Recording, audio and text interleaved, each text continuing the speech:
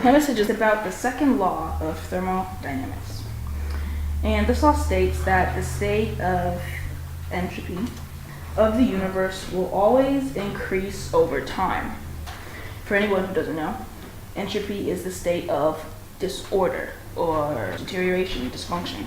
So this statement pretty much means that by nature, things just have a tendency to move into disorder. They just have a tendency to deteriorate. They just have a tendency to be in an orderly fashion, an orderly manner, a functioning state, not maintained though.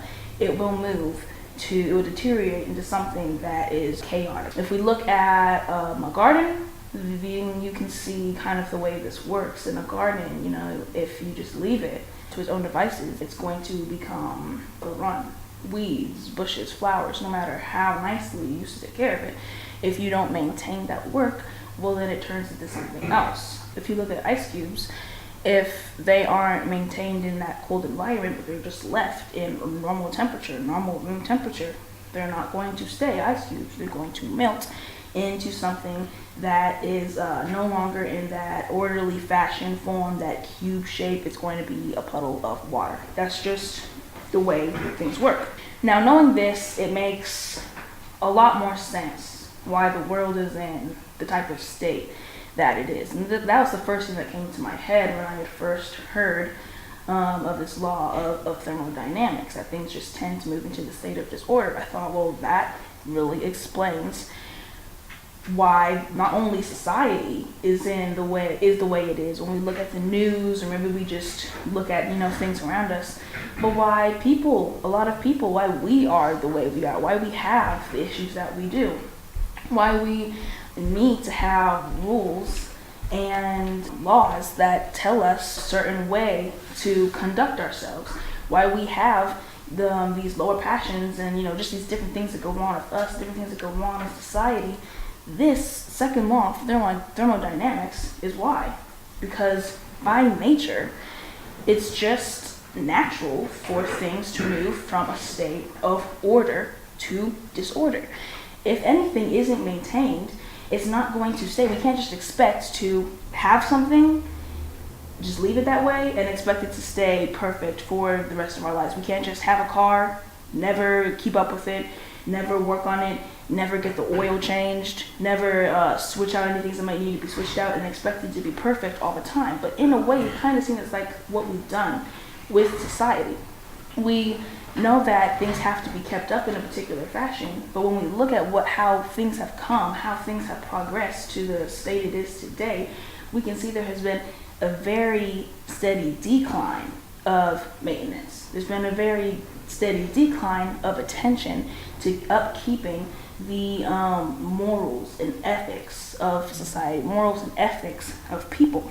And so we have seen this steady decrease in order, and we've seen this steady increase in disorder. We're seeing this natural thing happen. We're seeing the law happen in our very society right in front of our very eyes. In order to slow or prevent this process, we have to do what I've said a couple of times already in this message. We have to maintain whatever it is that we're working on. In this state, we have to maintain ourselves. How do we maintain ourselves? We talk about how to control passions and desires, how to establish that connection with Yahweh so that we're not just trying to take credit for the things that we see happening in our lives, so that we're not just living however way we want to.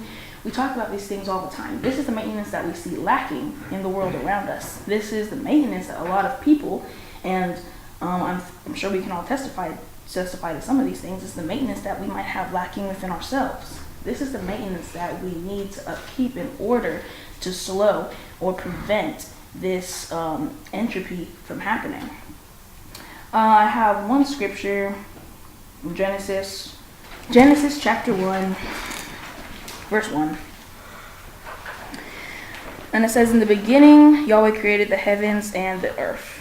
The earth was formless and empty, and darkness covered the deep waters. And the Spirit of Yahweh was hovering over the surface of the waters." Now, in certain scriptures, it said that the earth became without form and void or something like that. So the earth came to a place where it was chaotic. The earth or the universe, whatever it was, came to a place where it was disorderly in certain translations. And so when it says it became to this place, that leads me to think it wasn't always that way. At one point, there was order. Well, natural things happened. Nature took its course. It came to be, it wasn't maintained, and disorder came from that. If we look at verse 3, it says, "Then Yahweh said, let there be light, and there was light. And Yahweh saw that the light was good." I want us to look at verse 3 where it says, "Then Yahweh said, let there be light." Because in a way, that's what we have to do. In order to, and of course it's not going to be to the same magnitude, but in order to maintain ourselves, in order to bring society back, we have to let there be light. We have to let there be our light. We have to shine our light. We have to do our best to, what we always talk about in here, not only have that light within us, but we also have to be willing and ready to express it to the world around us. This is how we maintain society. This is how we maintain ourselves. This is how we prevent entropy from happening. The earth became without form and void. It didn't used to be this way. Yahweh said, let there be light to remedy this. That's how we remedy this second law of thermodynamics. This is how we maintain our order. This is how we stop things from becoming disheveled. We have to let our light be expressed.